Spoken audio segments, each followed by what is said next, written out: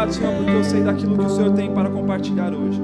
Pai, que eu não venha falar do meu próprio entendimento, daquilo que eu possa saber, mas que eu possa falar inspirado por Ti, e que a palavra, Senhor, possa entrar dentro do coração de cada um dos meus irmãos e frutificar, e que eles possam ser alcançados, e que eles possam ouvir e receber de Ti, e que não seja, Senhor, algo que eles queiram ouvir, mas seja algo que eles precisam ouvir.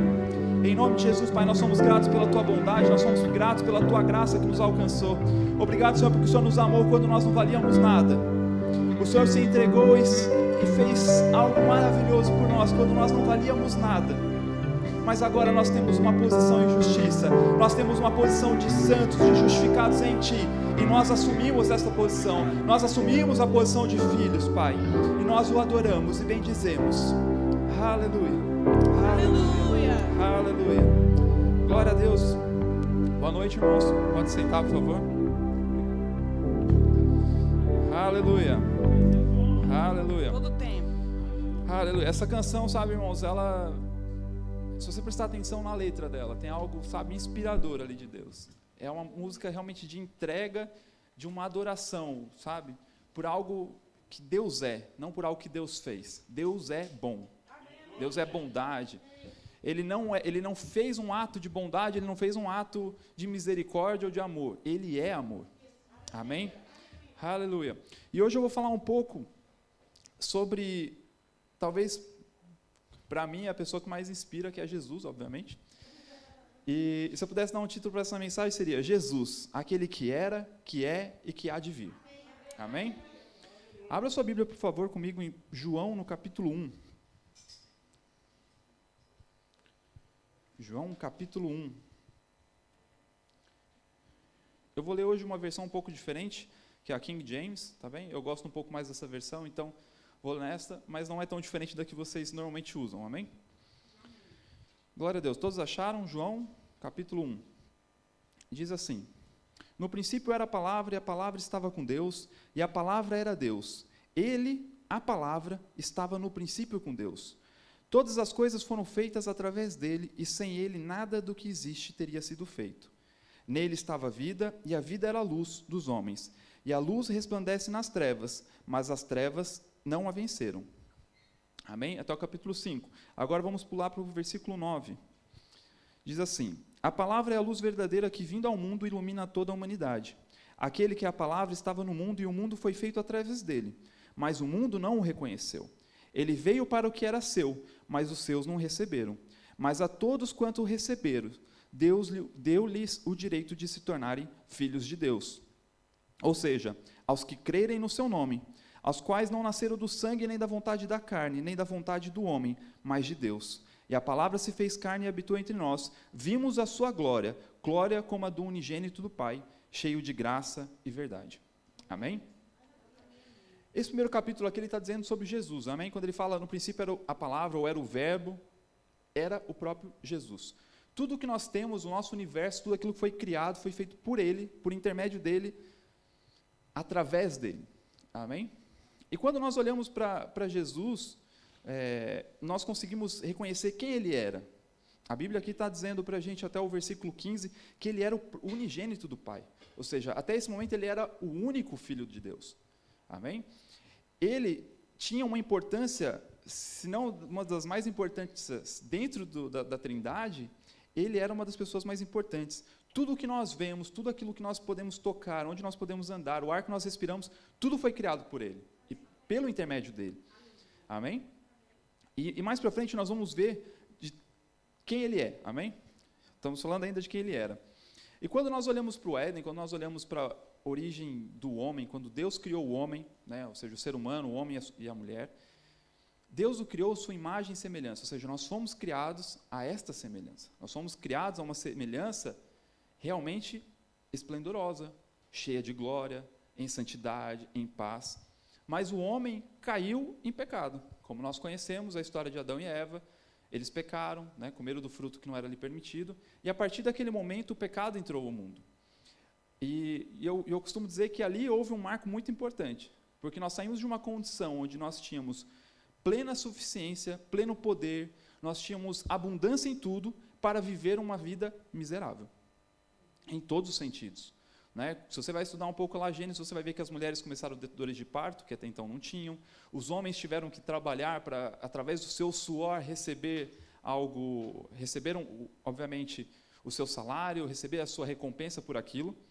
Então, se você é um pouco preguiçoso, não gosta de trabalhar, na verdade, isso talvez esteja explícito dentro de você, porque você não foi criado para trabalhar, você foi criado para dominar. Mas o Adão lá atrás pecou e, por conta disso, você tem que acordar todos os dias e tem que ir no trabalho. Mas, o que eu quero dizer, por conta deste pequeno deslize, por conta deste pecado de Adão, nós passamos a uma condição miserável. Nós agora se tornamos inimigos de Deus. Né? Assim como o momento em que Adão pecou, a Bíblia fala que ele sentiu medo, porque ele não sabia qual seria a reação de Deus. Ele sentiu vergonha, porque ele olhou para si e se viu nu, e ficou com vergonha daquilo, mas até então ele sempre andava nu, e aquilo não era vergonhoso aos seus olhos.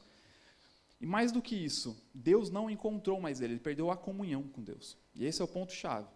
Né? Porque até então os outros dois pontos, a vergonha, o medo que ele encontrava, ele podia se superar. A partir do momento que ele falasse com Deus, aquilo seria superado. Mas a partir do momento quando Deus fala para ele assim, Adão, onde você está? É porque Deus olhou para dentro dele e já não viu mais Adão ali dentro. Adão estava separado. E por conta deste ato, o homem começa agora a caminhar uma vida miserável, pecadora, uma vida destinada à morte. Porque até então, o homem não morria. O homem era um ser eterno. E a partir desse momento, por conta do salário do seu pecado, ele agora tem a morte.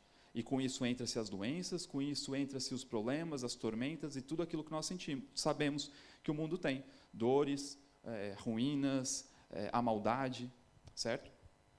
E eu estou fazendo tudo isso para que vocês possam perceber quem Jesus era e o que acontece. E Jesus, na sua condição original, sendo tudo criado por seu intermédio, para ele não tinha a obrigação e não tinha necessidade nenhuma de fazer o que ele fez.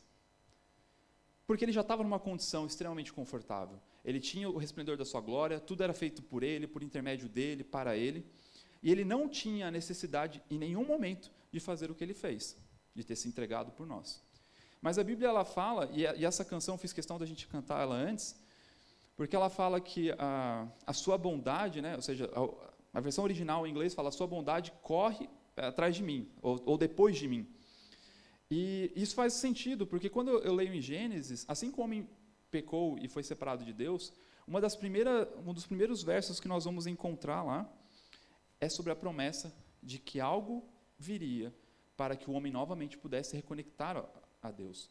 Né? Quando Deus fala que ele colocaria inimizade entre a mulher e a serpente, né? E o seu descendente pisaria a cabeça da serpente, ou seja, ele pisaria o sentido de autoridade, ele removeria a autoridade da serpente, e a serpente lhe feriria o calcanhar, isso ali já nos mostra uma promessa, nos mostra que algo seria feito, que o homem não seria abandonado da forma que ele estava, apesar do seu erro, apesar de merecer, nesse momento, estar separado, apesar deste momento merecer não ter mais paz com Deus, merecer as doenças, merecer padecer, mas não era esse o desejo de Deus. Deus não quer que nós soframos. Deus não quer que mesmo as pessoas que ainda não o conhecem sofram.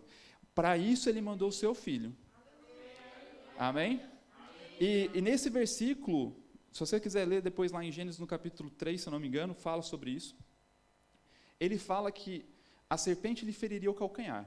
E nós sabemos, vamos decorrer aqui, nós vamos ver o sacrifício de Cristo, e realmente o diabo lhe feriria o calcanhar. Não o matou, o feriu, certo? Mas Jesus também cumpriu essa promessa, porque ele tirou toda a autoridade que era de Satanás, toda a autoridade que nos foi roubada, Jesus reconquistou para nós. Amém? Aleluia. E quando nós olhamos para isso, nós vemos que Jesus tinha uma condição resplendorosa, de glória, em paz, mas ele mesmo se ofereceu para estar aqui, para vir como homem, assim como lá no capítulo 14 faz, e ele fez carne e habitou entre nós. Para quê? Para que ele pudesse saber o que nós sentiríamos, o que nós passaríamos, o que nós seríamos tentados. E ele foi fiel em tudo e cumpriu em tudo. Amém? Aleluia. E quando nós olhamos para Jesus e nós vemos que, lá como diz em 2 Coríntios, no capítulo 5, 21, aquele que não conheceu pecados, fez pecado por nós, para que por ele fôssemos feitos justiça de Deus. Essa palavra justiça, ela tem um peso muito grande. Não é simplesmente o fato de nós sermos justificados, mas algo precisava ser feito. Ou seja, quando um crime ocorre e alguém vai preso, não é simplesmente o ato da pessoa ser presa, já está feita a justiça. Não, essa pessoa vai passar por um julgamento, provavelmente ela vai receber uma condenação por aquele ato que ela cometeu, e ela terá que cumprir a pena. Só depois de ter cumprido toda a sua pena, aí sim eu posso dizer, a justiça foi feita. Certo?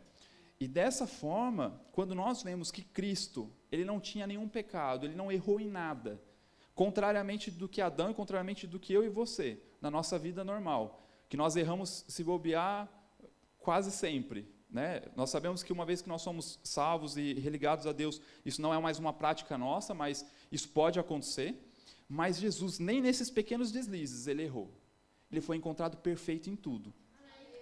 Só que o fato dele ser encontrado perfeito em tudo não o habilitava à morte, não o habilitava a padecer, não o habilitava a sofrer.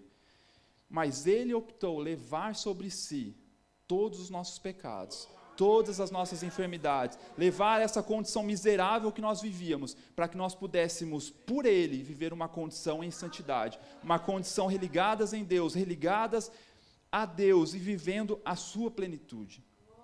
E quando nós olhamos isso, muitas vezes nós até, por um ato falho, porque nós já o reconhecemos e o aceitamos, muitas vezes não valorizamos o seu sacrifício.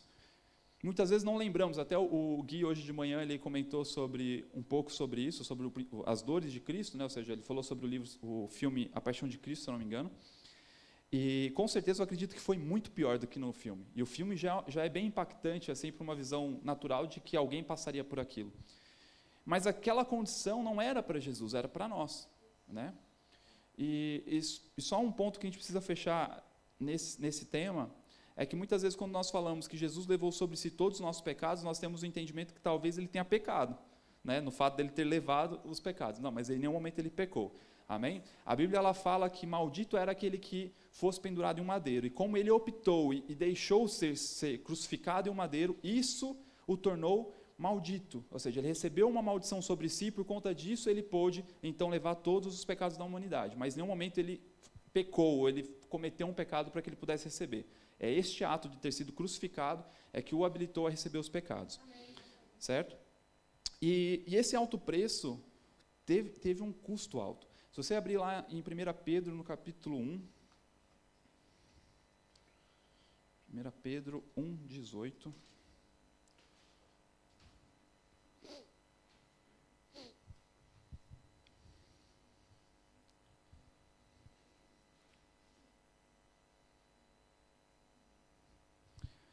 Pedro, no capítulo 1, 18, diz assim: Porquanto estáis cientes que não foi mediante valores perecíveis, como a prata e o ouro, que fostes resgatados do vosso modo de vida vazio e sem sentido, legado por vossos antepassados, mas fostes resgatados pelo precioso sangue de Cristo, como de cordeiro, sem mácula ou defeito algum. Sabe, irmãos, muitas vezes nós colocamos, às vezes, condições financeiras da nossa vida, problemas financeiros, numa condição acima do que seria o sacrifício de Cristo, ou acima de algo que nós poderíamos desfrutar. Sabe, não foi por ouro, não foi por prata, porque poderia ter sido até fácil. Uma vez que a pessoa é rica, ela pode comprar aquela dívida e está feito. Mas ele não, ele deu o sangue, sabe? E quando eu olho o sacrifício de Cristo, somente uma pessoa realmente consciente do seu propósito faria o que ele fez.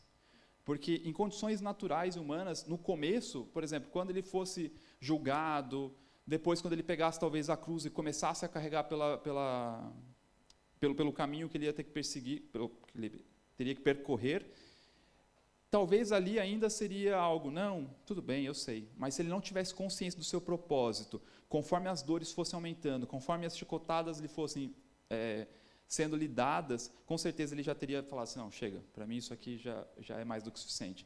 Mas a partir do momento que ele sabia quem ele era, ele sabia o que ele veio fazer, e ele não sairia daqui até que isso fosse feito, o fez levar ele até as últimas consequências.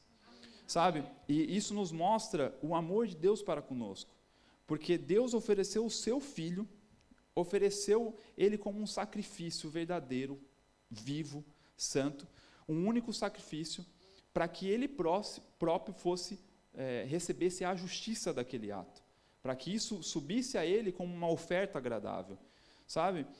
E quando eu olho isso e penso muito no meu filho, eu jamais faria isso.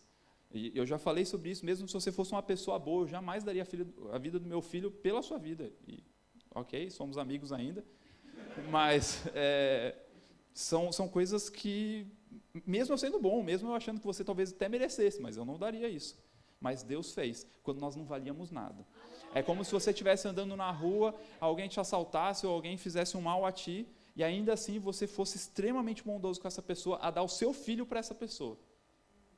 Se você colocar isso, chega a ser ilógico, você não consegue imaginar isso. Mas é isso que aconteceu. Deus demonstrou o seu amor e demonstra diariamente que Ele é bom. Que Ele é bom e que a sua bondade nos persegue, sabe? E que cada vez mais, se Ele não segurou, não reteve o seu próprio filho, o que Ele não nos dará? Se você precisa de dinheiro para pagar a sua escola, por que Ele não vai te dar o dinheiro da escola? Se você precisa, sabe, às vezes de uma documentação, por que Ele não te daria a documentação? Você acha que essas pequenas coisas corruptíveis, como a palavra diz, como a prata e o ouro, são mais preciosas do que o próprio sangue do filho dele? De maneira nenhuma. Sabe? E esse sacrifício que Jesus fez, quem merecia passar por isso era eu e você. Sabe? Quando nós conseguimos ter essa consciência, nós valorizamos mais o sacrifício de Cristo. Sabe? Hoje eu não peco por medo de ir ao inferno. Não é esse o meu objetivo. Porque eu sei que eu sou salvo. Eu sei que mesmo que eu cometa um deslize, eu vou ser alcançado por Deus. Basta eu me arrepender desse mau caminho e a minha vida será novamente recolocada aos trilhos. Mas, quando nós olhamos isso, chega a ser surreal. Porque quem merecia padecer isso era eu e você. Esse castigo era meu e seu, não era dele. Sabe? E essa tarde até eu estava revisando um pouco a mensagem e eu li uma frase que me mexeu muito, eu esqueci o nome do autor, deveria ter escrito, mas ele fala o seguinte, que pelas nossas iniquidades, isso habilitou a Cristo ser sacrificado, mas pelos seus atos de bondade, seus atos de justiça, nos habilitou a viver uma vida em santidade. Sabe? E isso é algo que realmente é exatamente isso o sacrifício de Cristo. Sabe, ele tomou um lugar que era meu e era seu, algo que ele não precisava passar. Porque até então ele tinha uma condição completo, saciado, perfeito, no qual ele não ficaria exposto a doenças, não ficaria exposto a dores, não ficaria exposto a nada. Né? E a Bíblia até fala que Pedro indaga ele falando exatamente sobre o sacrifício, quando estava próximo do seu sacrifício na cruz, para que ele não fizesse. E ele falou para Pedro, mas você acha que se eu não quisesse parar, bastaria só eu falar com Deus, com meu pai, e falar assim, por favor, mande 12 legiões de anjos, e isso aqui estaria acabado? Para ele era simplesmente uma palavra, e tudo aquilo teria sido resolvido. Mas ele optou passar por isso. Mas existe um propósito nisso. Amém? Nós vamos continuar aqui. Abra sua Bíblia agora lá em Isaías, no capítulo 53. Isaías 53.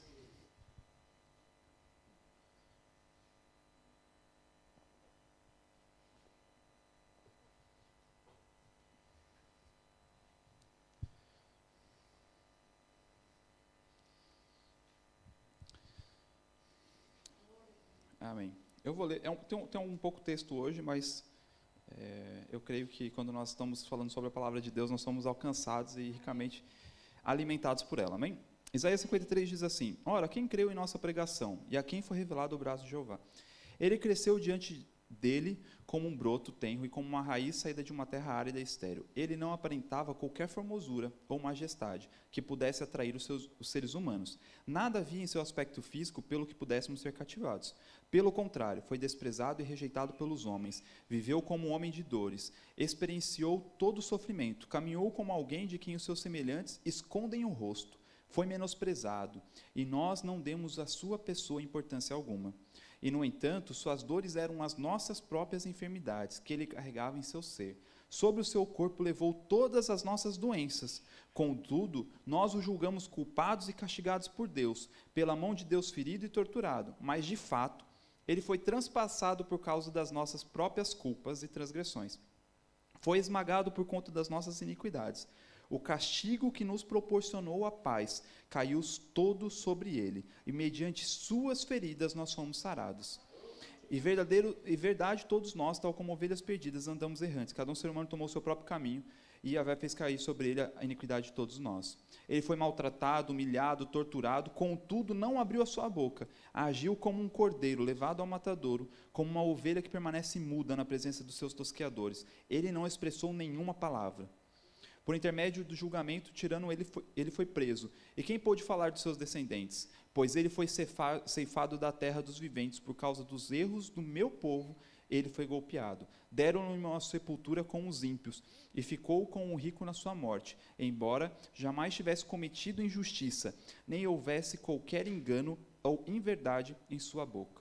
Contudo, foi de propósito torturá-lo e fazê-lo passar por toda a dor. E embora o Senhor o tenha feito como oferta pelo pecado da humanidade, ele verá a sua posteridade, prolongará os teus dias para sempre, e a vontade de Deus prosperará em suas mãos.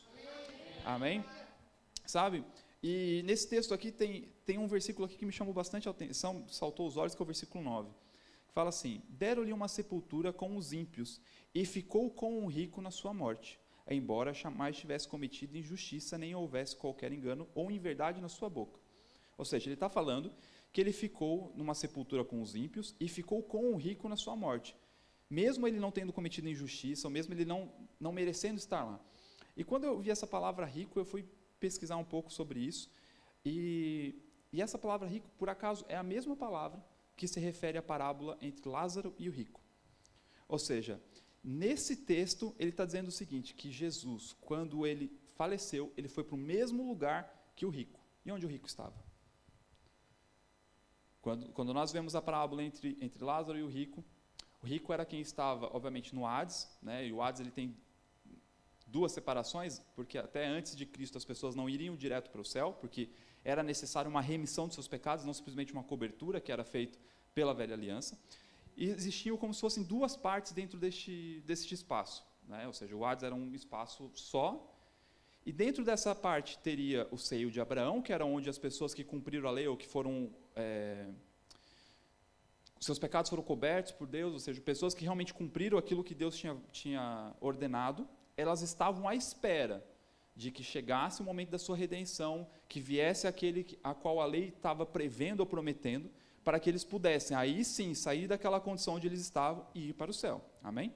Mas as pessoas que estavam já no inferno mesmo, na parte mais inferior, essas pessoas já não existia escapatória, porque elas sequer cumpriram o que a lei tinha ordenado.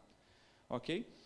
E na parábola entre o rico e Lázaro, ele fala exatamente sobre isso. O rico via Lázaro no seio de Abraão e ele falava: Lázaro, por favor, avise a minha família para que eles se convertam do mau caminho, para que eles não venham para cá onde eu estou. E Lázaro fala: olha, eu não posso falar porque, obviamente, uma vez que você morreu, depois só lhe resta o juízo, amém? As pessoas não voltam, isso é doutrina completamente errada se alguém achar isso. Mas Jesus foi nessa condição, ou seja, ele foi para onde o rico estava, ou seja, ele foi para a parte inferior, ele não foi para o seio de Abraão. Por quê? Porque ele foi para onde eu e você merecíamos ir.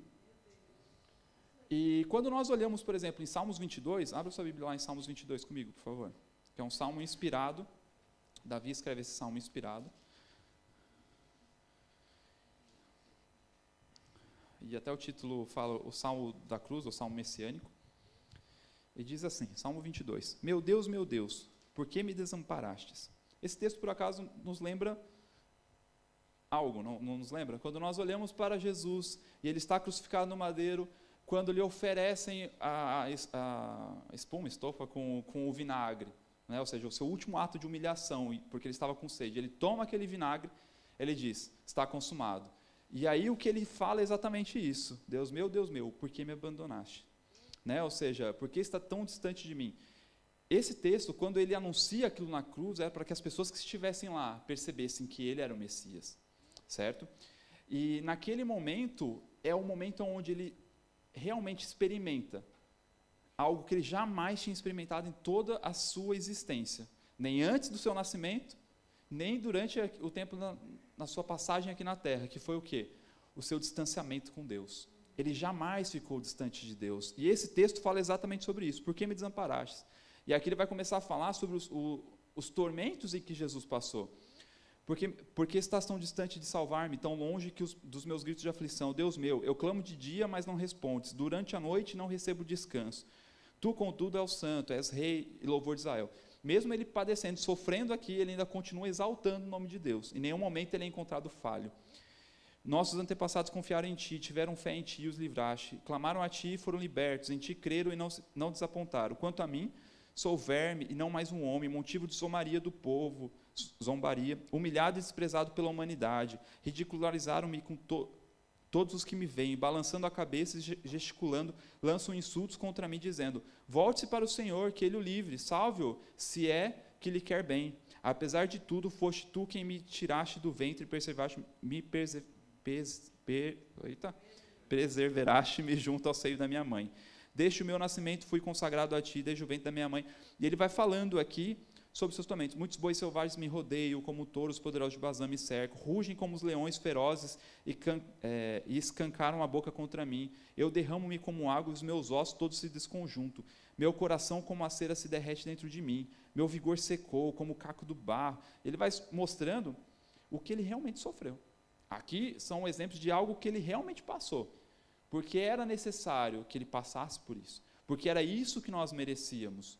E quando nós simplesmente, muitas vezes nós não temos noção daquilo que Deus fez, daquilo que Jesus fez, daquilo que ele passou. Mas sabe, irmãos, isso aqui não é para não nos deixar tristes. Pelo contrário, isso aqui é para nos animar. Porque essa era a condição que eu e você iríamos passar. Mas graças a Deus que ele mandou o seu filho e que ele cumpriu integralmente. E hoje nós não precisamos passar por isso. Nós podemos viver, sabe, em saúde divina. Nós podemos viver em segurança. Nós podemos viver supridos em tudo. Nós podemos ter comunhão com Deus. E não passar por essas coisas. Amém? Amém? Aleluia. Mas é algo que nós precisamos valorizar. Sabe?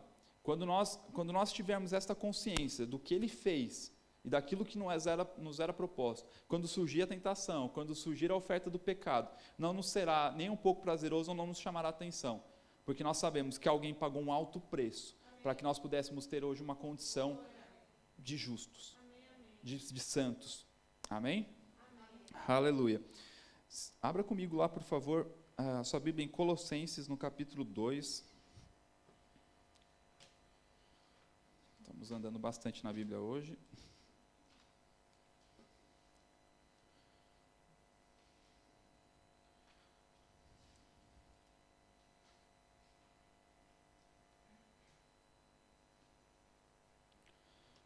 Colossenses, capítulo 2, verso 8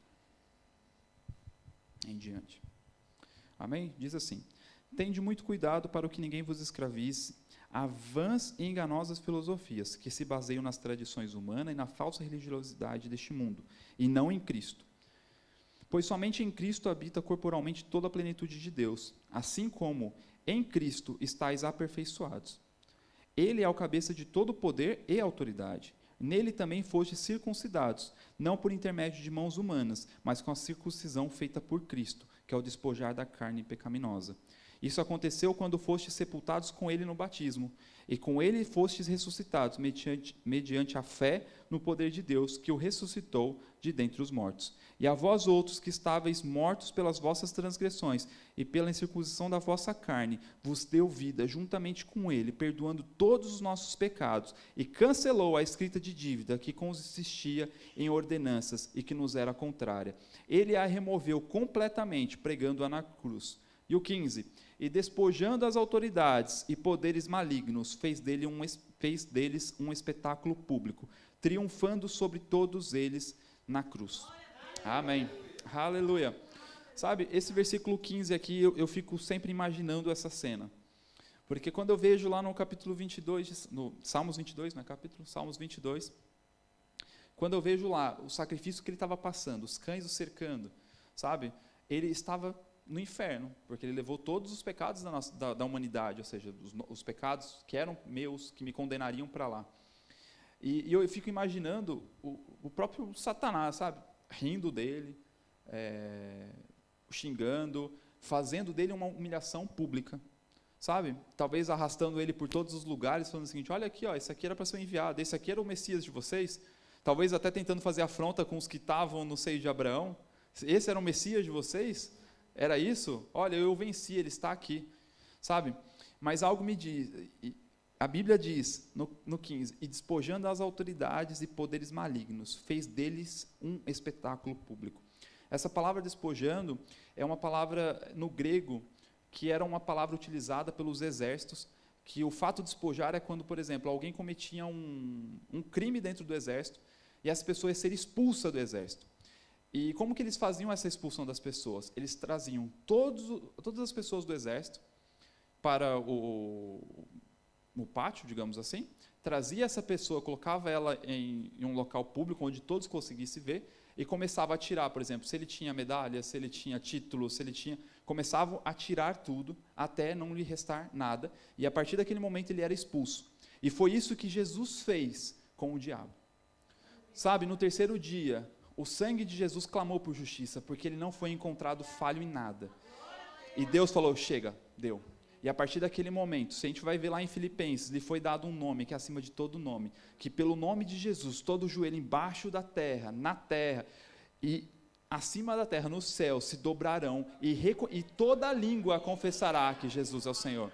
Sabe, tem pessoas que hoje, quando nós anunciamos o Evangelho, quando nós anunciamos as boas novas para elas, as pessoas não acreditam em Jesus ou não querem o receber. Não há problema, mas um dia essas pessoas vão ter que confessar que Ele é o Filho de Deus, que Ele é o ungido de Deus. Aleluia, sabe? E quando Jesus, imagina, depois que Ele passou por essa humilhação, o diabo achou, venci.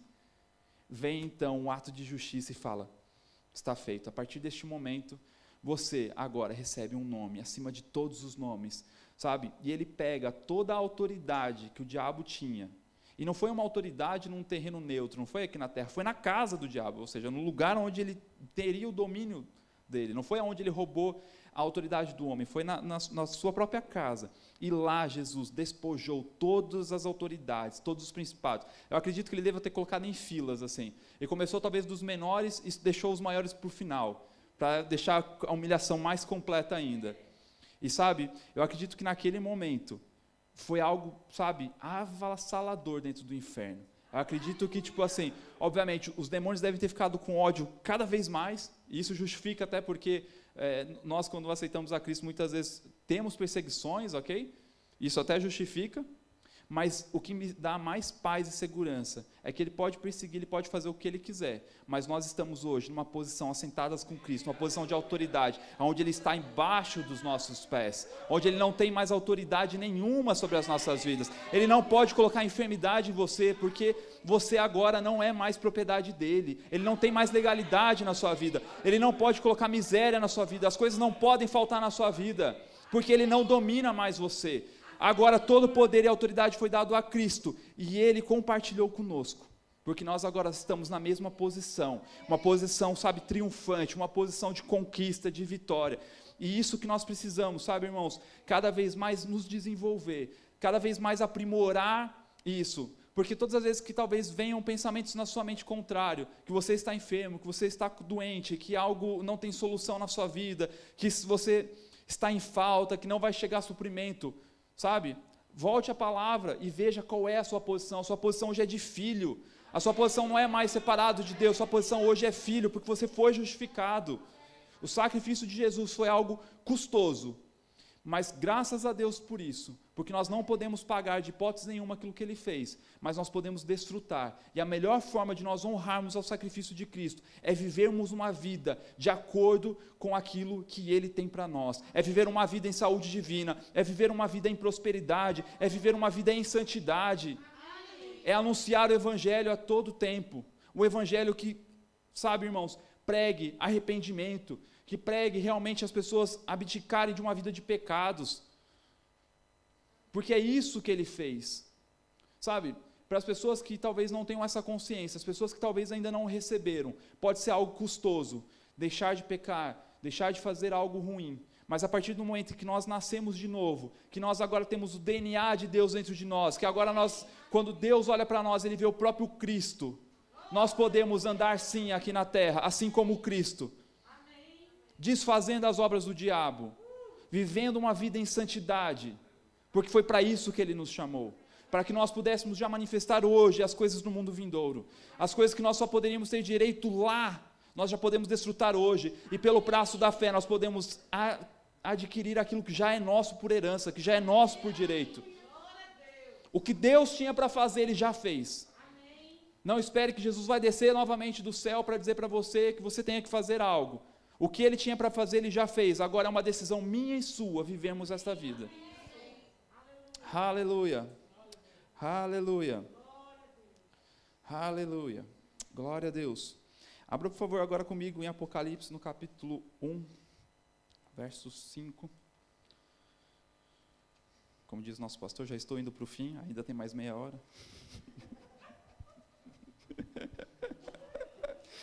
Glória a Deus. Foi assim que eu não preguei mais, né? Mas tudo bem. Glória a Deus. Vamos lá.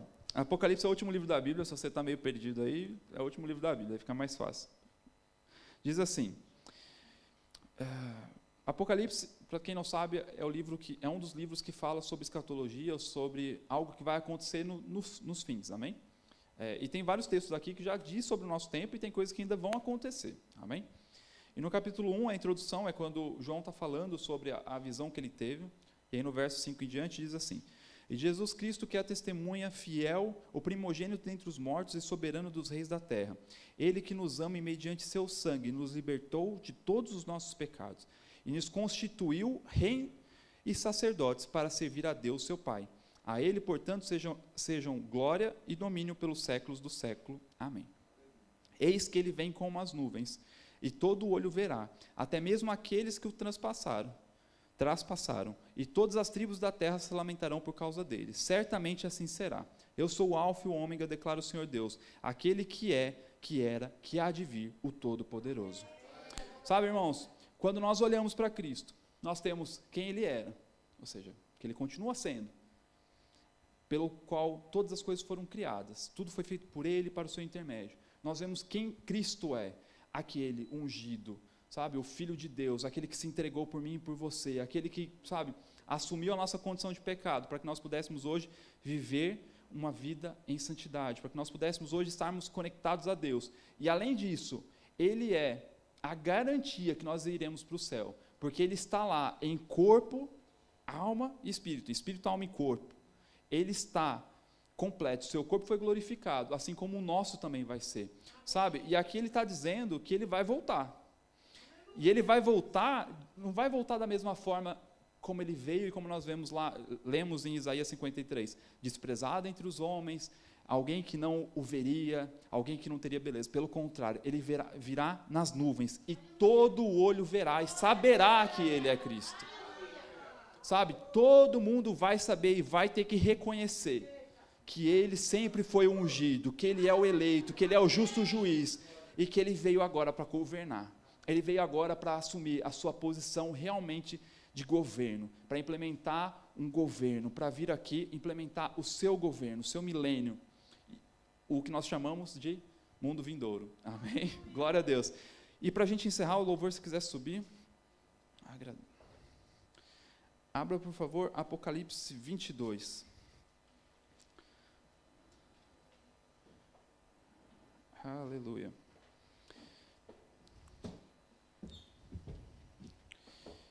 Apocalipse 22, no verso 8 em diante, diz assim: Eu, João, sou quem ouviu e anteviu todos estes acontecimentos. Quando os vi e ouvi, prostrei-me aos pés do anjo, que os revelaram a mim, e a fim de adorá-lo. Entretanto, ele me admoestou: Olha, não faças isto, eu sou conservo teu, dos teus irmãos, os profetas, e de todos os que guardam as palavras deste livro. Adora, pois, a Deus. E acrescentou: Não oculte as palavras da profecia deste livro, porquanto o tempo se aproxima rapidamente. Ora, quem é injusto, continue na injustiça. Quem é mundano, continue nas impurezas. Mas quem é justo, quem é que é justo? Eu! Aleluia!